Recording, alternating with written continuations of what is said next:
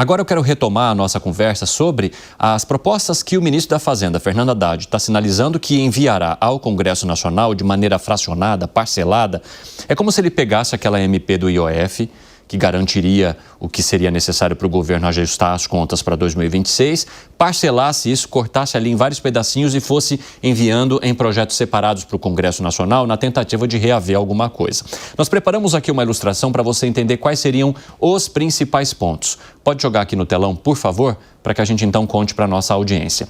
Então, esses projetos fatiados, eles trazem as seguintes alternativas: a contenção de despesas ali no governo federal e o impacto estimado, segundo aquilo que está sendo preparado ali pelo Ministério da Fazenda, poderia chegar a 15 bilhões de reais. E por que a gente traz sempre estimado, poderia chegar? Porque a gente só terá certeza das contas quando elas forem apresentadas e, mais do que isso, se esses projetos forem críveis e passarem da maneira como espera também o ministro da Fazenda ali no Congresso Nacional.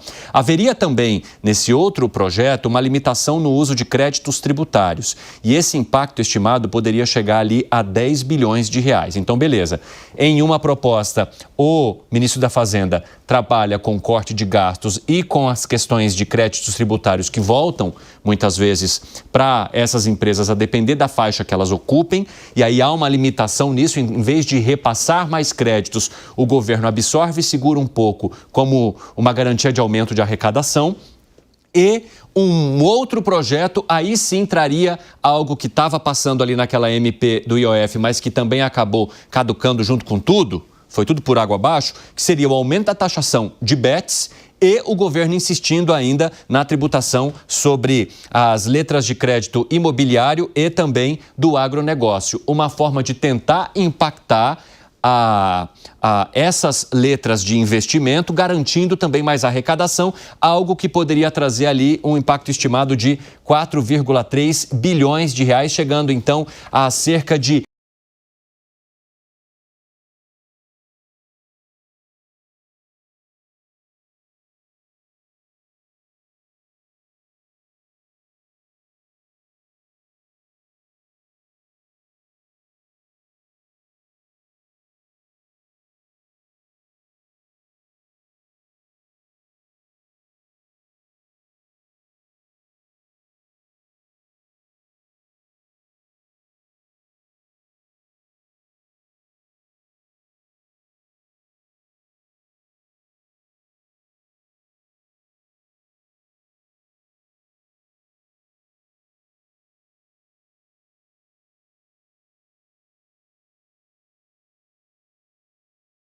financeiro e também do setor imobiliário, construção civil e agronegócio, porque isso pode representar uma diminuição de recursos, de financiamento para esses setores, e nos créditos tributários a classe empresarial como um todo. Agora, se eu fosse o governo, o que eu priorizaria, Evandro?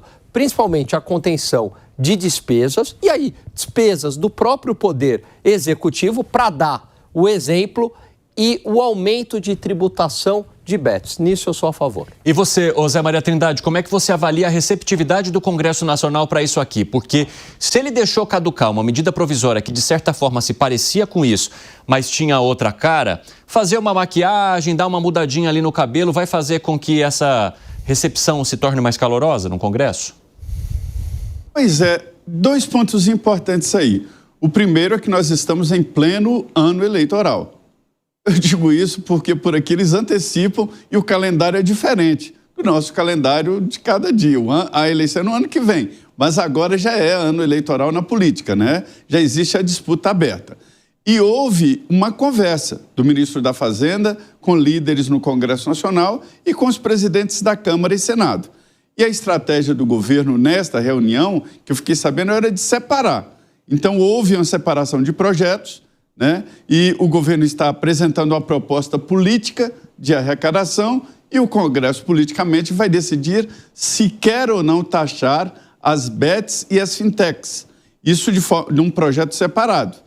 Porque o discurso do Congresso é o seguinte: nós não aceitamos a medida provisória porque a gente quer taxar as bets, mas não quer taxar todo o setor produtivo do IOF. E o que o governo fez? Separou né? A tendência é que uma seja rejeitada e a taxação das bets e fintechs podem ser aprovadas, sim, que foi ali a promessa. E há uma boa vontade. O senador Efraim é o presidente da Comissão Mista de Orçamento do Congresso Nacional. O governo pediu para não aprovar a LDO antes de chegar ao Congresso Nacional exatamente essa lei, porque a LDO vai lidar ali com esses assuntos, né?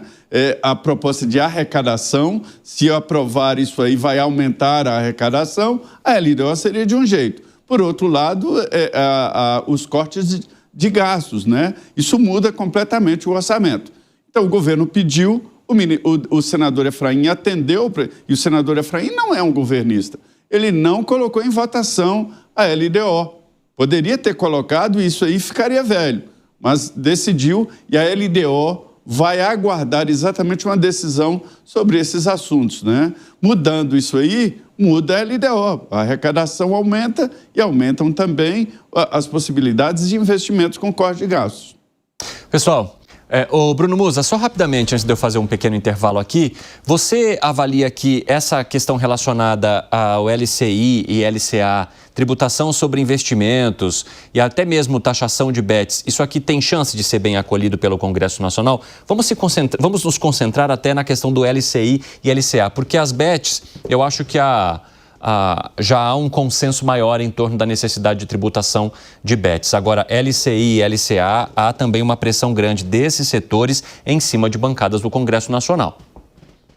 Sem dúvida, esse é um grande ponto e vale lembrar, porque muitos colocam que porque LCI e LCA é isenta, é como se não estivesse pagando imposto. Ao longo da cadeia produtiva, a gente já está pagando os maiores impostos do mundo como um todo. E um dos grandes pontos que a gente está vendo nos últimos dias, eu fiz um vídeo exclusivo sobre isso lá no meu canal, mostrando como o governo está com uma determinada dificuldade que é replicada nas taxas para conseguir captar via NTNB, que é aqueles títulos públicos atrelados à inflação. Ele tem que emitir tanta dívida, está fazendo uma oferta tão grande, que ele acaba concorrendo com as ofertas dessas, seja debênture incentivadas ou de LCI e LCA. O custo de captação no Brasil ele já é alto, não apenas pela taxa de juros historicamente alta, mas também por toda a questão. Nós temos um mercado que é basicamente um oligopólio. 80% dos bancos, 5 bancos representam 80% do crédito. Barreiras que a gente tem de entrada e saída nos mercados, insegurança jurídica, dificuldade de reaver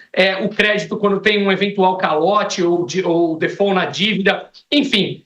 Tudo isso é precificado nas taxas de juros. Portanto, esse LCI e LCA ajuda o funding do mercado imobiliário e do mercado do agronegócio. Isso seria, obviamente, no primeiro momento, tudo vai se ajeitando ao longo do tempo, mas seria uma dificuldade maior para a captação dentro do mercado. Então, tudo isso traz consequências no curto prazo, depois do tempo vai se adaptando, mas no mercado onde já é difícil captar. Eu estou fazendo algumas alocações aqui para cliente, eu estou mostrando isso. O mercado secundário está mais pobre, entre aspas, em questão de opções, porque muitos bancos e muitas empresas não querem agora captar, uma vez que o custo de captação é alto, a dívida dela já está alta, e ao absorver mais dívida significa um problema maior ainda dentro do seu balanço. Ou seja, o momento é complicado, eu continuo batendo. Os impostos têm que cair para todo mundo. E quem tem que perder o privilégio são os burocratas, é a máquina estatal.